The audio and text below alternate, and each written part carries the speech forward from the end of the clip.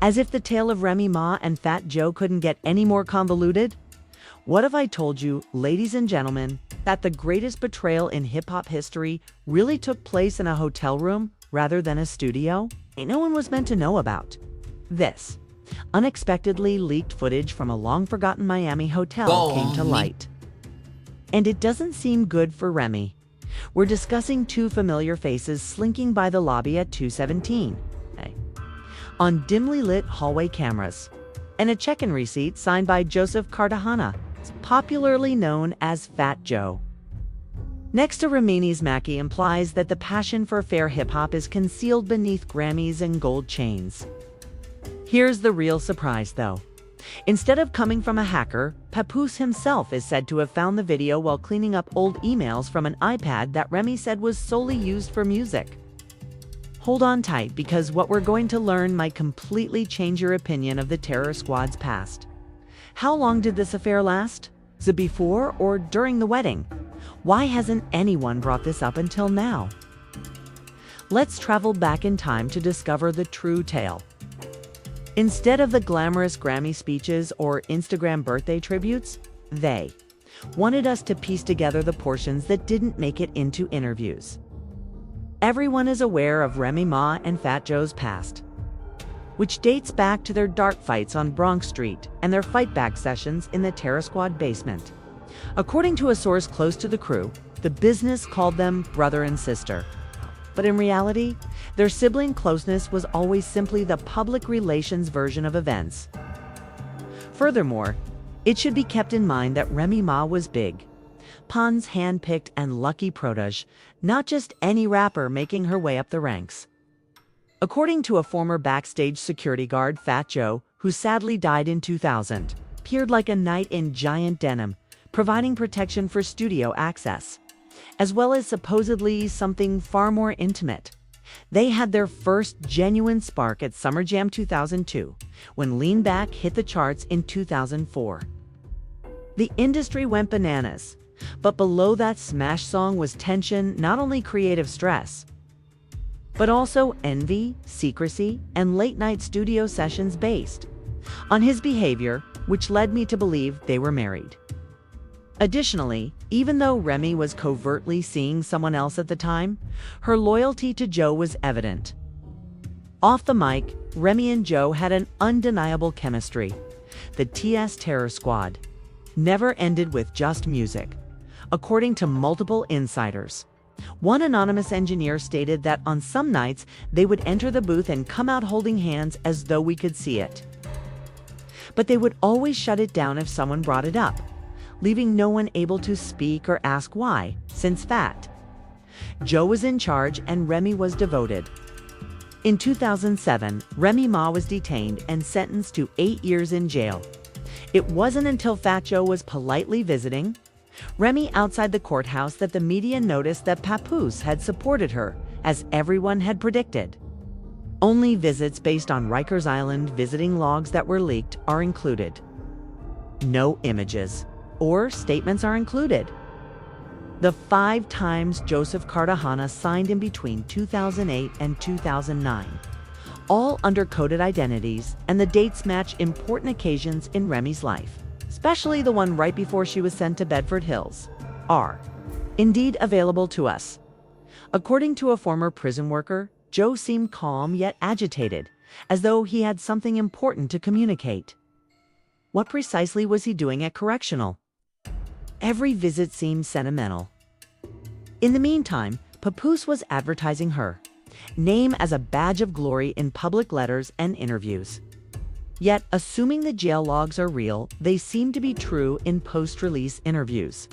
When asked who she missed the most while incarcerated, Remy made a mistake. Fat Joe was the one who made those discreet off-road trips.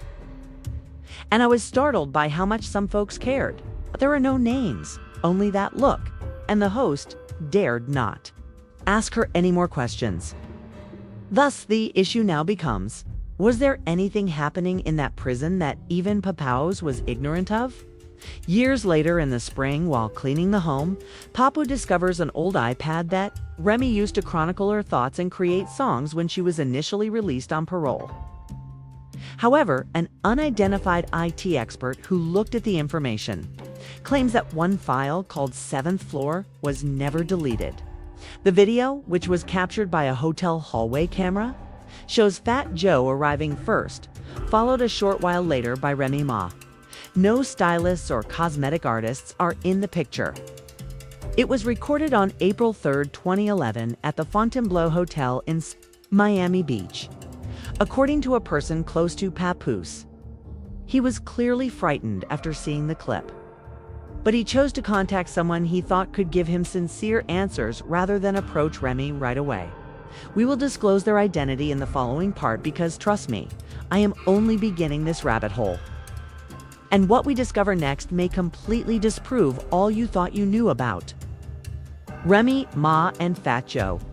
Papoose reportedly witnessed the Miami tape from the 7th floor, where the man who had been detained, Remy Ma, allegedly left the room and stared at a video of her entering a hotel suite behind Fat Joe during her trial. Jail sentence and public humiliation.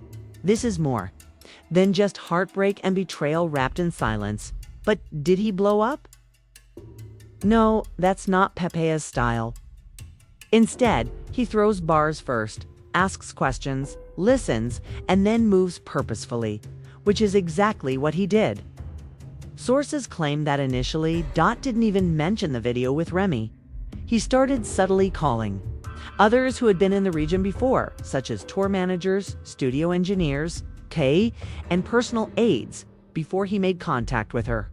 The one individual who had no issue stirring up trouble in the pod and who stood with both Fat Joe and Remy Ma during those crucial years of the terror squad, according to rumors. Rhee's previous stylist mysteriously left the Shea Sang camp in 2012 like a bird. However, she stated that Joe was fascinated, but we won't tell for safety. Someone who witnessed the talk claimed that it wasn't simply music and that he grew possessive of her, canceling sessions if she wasn't there. She restored his sense of purpose. The turning point was when Papoose approached Fat Joe in private. Yes, that did occur, and Joe acknowledged that he was aware of the hotel. She even said that there were reports about a 2006 concert in Puerto Rico where the crew had flown out, long after the other members of the crew had left the hotel. Remy and Joe were allegedly sighted aboard a private yacht. Sources claim that Dot just said, "It isn't what you think, Pap, but you don't want to go down that road," without even flinching. If I understand correctly, he seemed to be saying, "Yeah, I buried the body, but trust me, he had it coming." What exactly does that mean? And what does Papoose do next? He goes into full detective gear and looks through burner accounts, old emails, and direct messages. He discovers a terrifying 2011 email address to a private Gmail account that uses Remy's then nickname and claims that Miami was different. We cannot continue acting as though this never occurred. I will do everything for you, you know? Jay did not sign Joe. Instead, he signed Jay rather than Fat Joe. You might be surprised to learn that the email header metadata identifies an IP address in the Bronx that is linked to an office studio that Terror Squad Entertainment has leased. But they continue to maintain that it's not Joe in the meanwhile. The streets start talking instead of blogs because, as you may recall, when reports about the videos started to circulate on Twitter because of a since-deleted tweet from someone, fans didn't keep quiet. A blind item about a platinum-selling New York City rapper whose unwavering allegiance was tested by a queen with too many kings was even released by an underground podcast. Who might that be, G? With hashtags like #JoanRemy and #PaperVE serves beginning to trend, screenshots of people claiming to be in the circle flooding Reddit fan boards. According to insiders, Remy stayed mute in public and kept posting selfies from his studio while Papoose temporarily retreated into the guest home to reflect. When you see sentences like "real love endures forever," "ISO realist," and "fat," you can tell it's serious.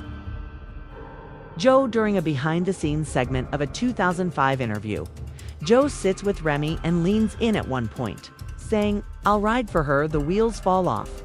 That's my heart." Joe never stops talking. not even during a mysterious Instagram Live.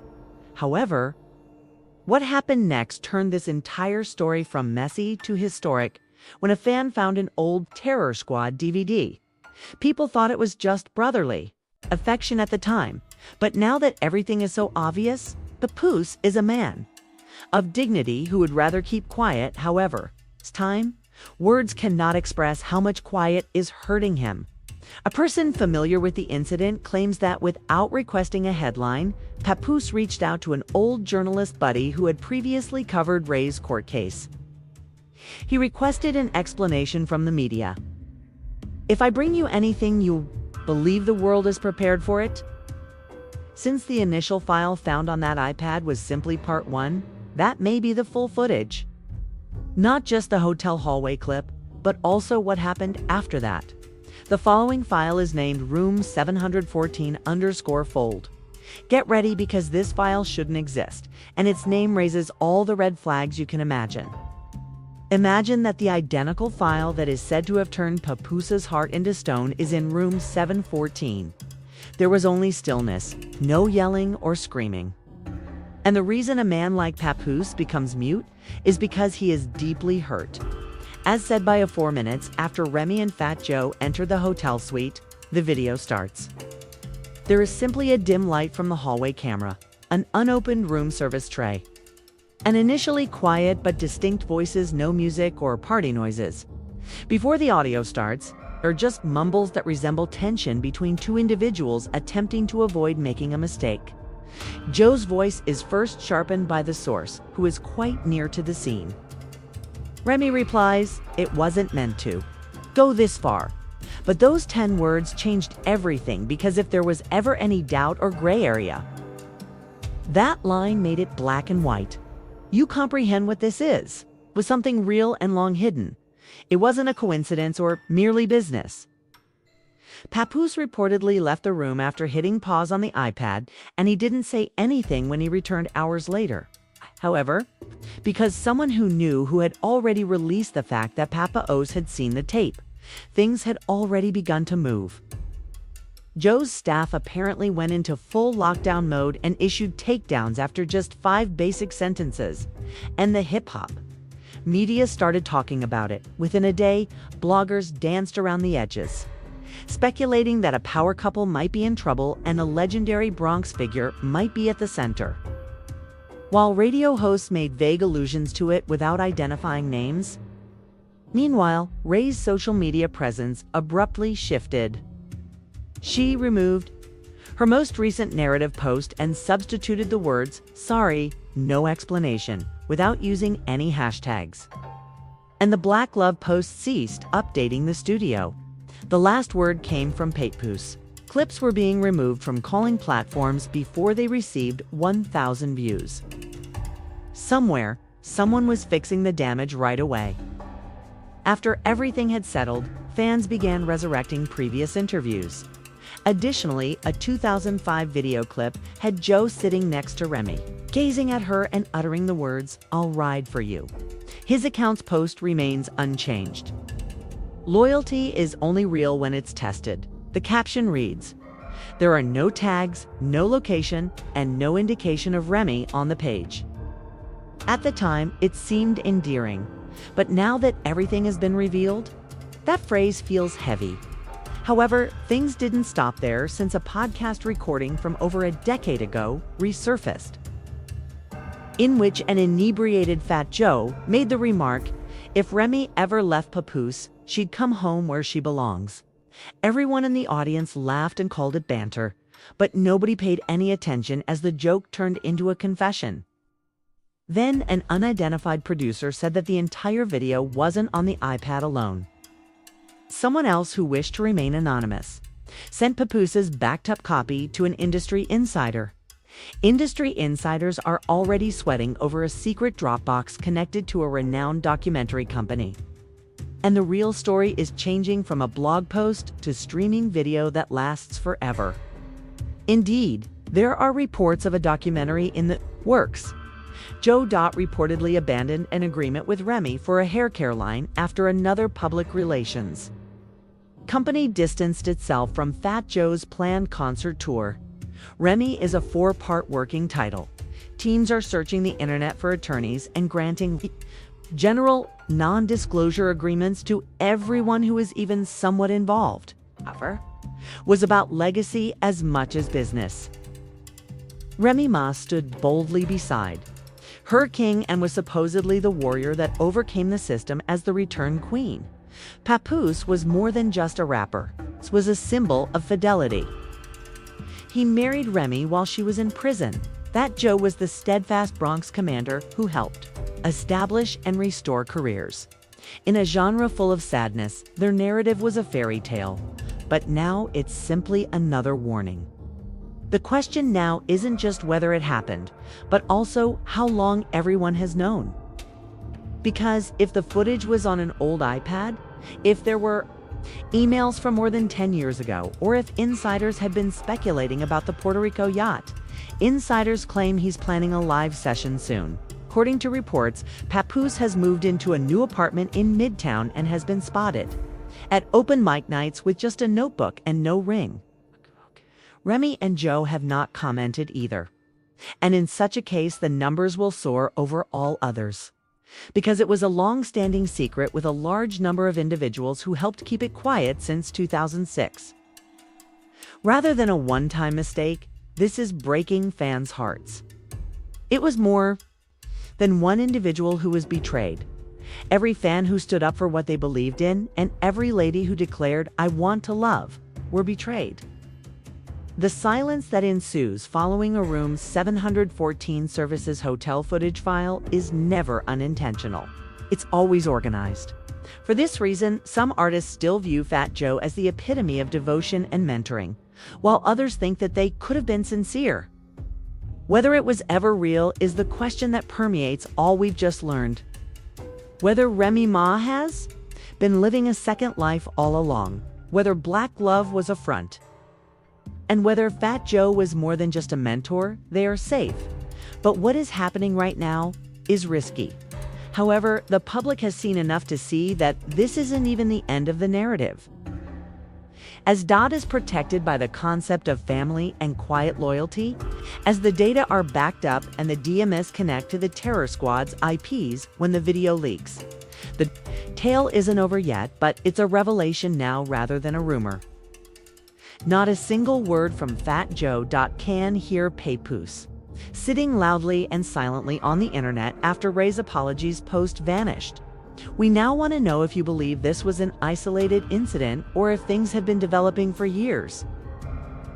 Was Papoose caught off guard, or did he know all along and choose to safeguard Ray's reputation? If this is the case, what else is hidden in the footage that hasn't been shown yet? Please share your theories in the comments section by clicking subscribe.